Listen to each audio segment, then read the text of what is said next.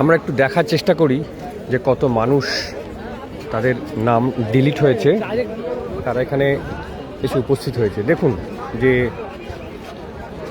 কারা যেন ধর্ম খুঁজছিলেন, নাম ডিলিট হওয়ায় খুব আনন্দ পাচ্ছিলেন। আশা করি মাননীয় প্রধানমন্ত্রী যেমন পোশাক দেখে মানুষ চেনেন, এদেরও কাউকে কাউকে আপনারা চিনতে পারবেন। এদের নাম ডিলিট হয়ে গেছে। এরা বিচারাধীন নয়, এরা ডিলিটেড। আপনারা একটু বোঝার চেষ্টা করুন।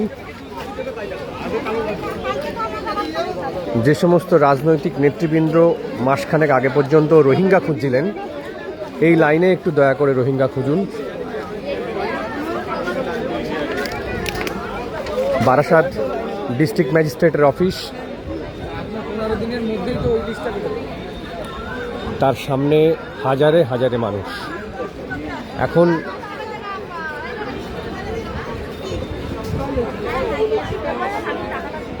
এবং কয়েক ঘন্টা ধরে তারা এই লাইন চলছে, মানে এক এক দিনে কত মানুষ এই লাইনে দাঁড়াচ্ছেন তার কোনো ঠিক নেই। চারিদিকে উদ্বিগ্ন মুখে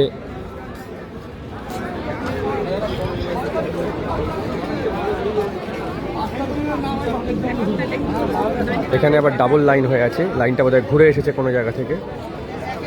ওদিকে একটা লাইন, এদিকে উল্টো দিকের মুখ করে আর একটা লাইন।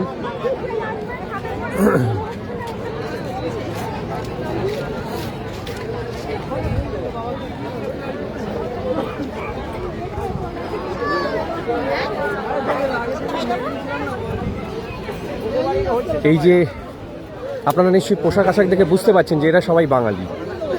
এইটুকুতে অন্তত কোনো সন্দেহ থাকার কথা নয়। পশ্চিমবঙ্গে আজ বাঙালির ভোটাধিকার অনিশ্চিত। বাঙালি আজ বেনাগরিক হওয়ার মুখে।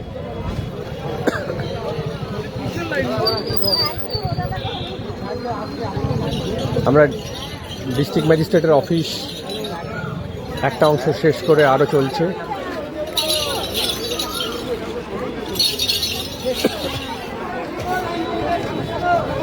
এখানে দুটো করে লাইন সবসময়, দেখুন দুটো করে লাইন চলছে। কিন্তু গেটের এদিক থেকেও আরও একটা লাইন।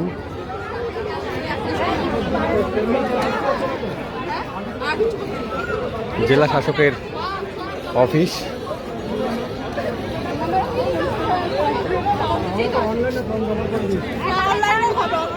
ব্যক্তিগতভাবে হয়তো আমার সৌভাগ্য যে আমার নাম ডিলিটেড বা বিচারাধীন নেই, কিন্তু এই মানুষগুলো যারা এই ভরা রোদে, দুপুরবেলার রোদে এভাবে গাইঘাটা থেকে, হিঙ্গলগঞ্জ থেকে, বনগাঁ থেকে, হাসনাবাদ থেকে, 24 পরগনা, উত্তর 24 পরগনা বিভিন্ন প্রান্ত থেকে এসে উপস্থিত হয়েছেন।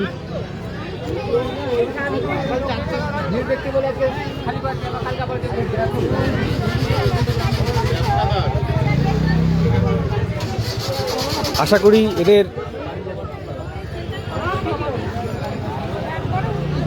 এই মানুষগুলোর অন্তত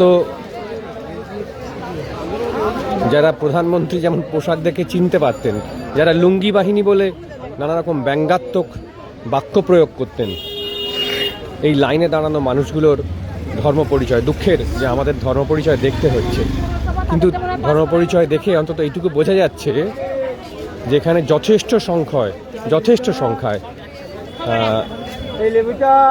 হিন্দু মানুষজন তারা এই লাইনে দাঁড়িয়ে আছেন এবং তারাই সংখ্যা গরিষ্ঠ বলে অন্তত আজকের এই লাইনে দেখা যাচ্ছে।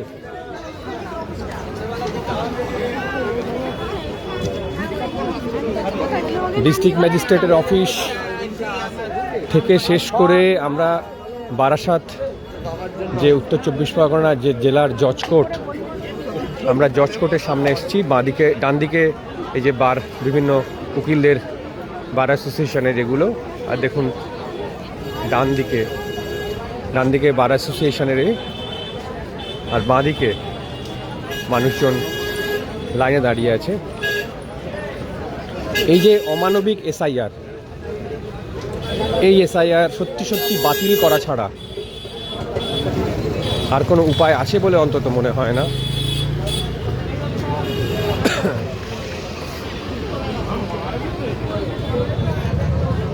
একটা অংশ ঢুকে পড়েছে এই জেলা জজ কোর্টের মধ্যে। আচ্ছা, লাইনটা এখান থেকে শেষ হয়ে আবার এখান থেকে জেলা জজ কোর্টের সামনে থেকে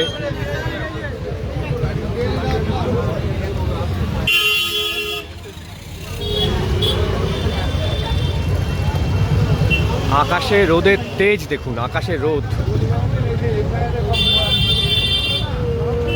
এই রোদের মধ্যে মানুষজন এসে দাঁড়িয়েছেন তাদের বেনাগরিক করে দেওয়ার যে গেরুয়া চক্রান্ত, বিজেপির যে চক্রান্ত, নির্যাতন কমিশনের যে চক্রান্ত, সেই চক্রান্তের নিরুপায় অসহায় মানুষেরা আজ 2 ঘন্টা 3 ঘন্টা পথ পেরিয়ে এখানে এসেছেন।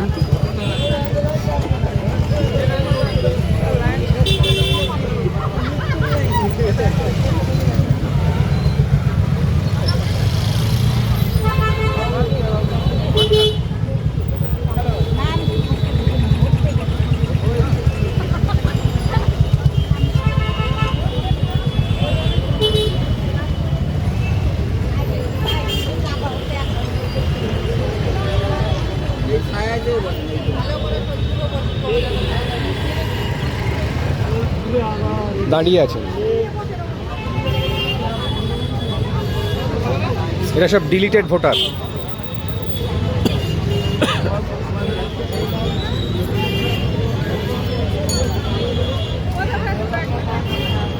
কাউন্টার অনেকগুলোই খোলা হয়েছে দেখে মনে হচ্ছে, কেন অনেকগুলো লাইনের অনেকগুলো ঢং। এখানে আবার ডাবল লাইন।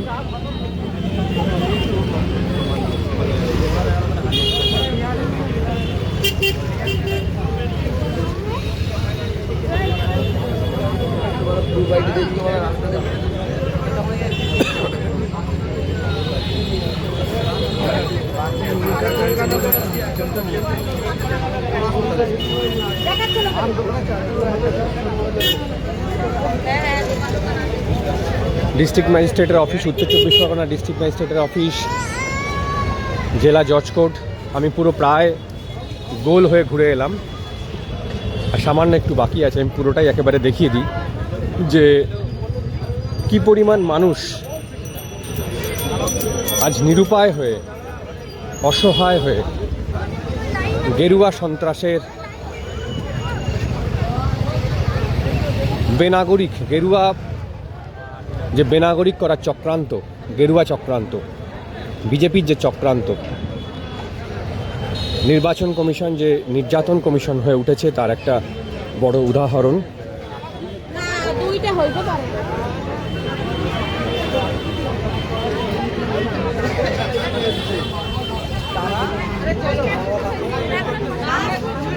আমরা প্রায় শেষ করে নিয়ে এসেছি।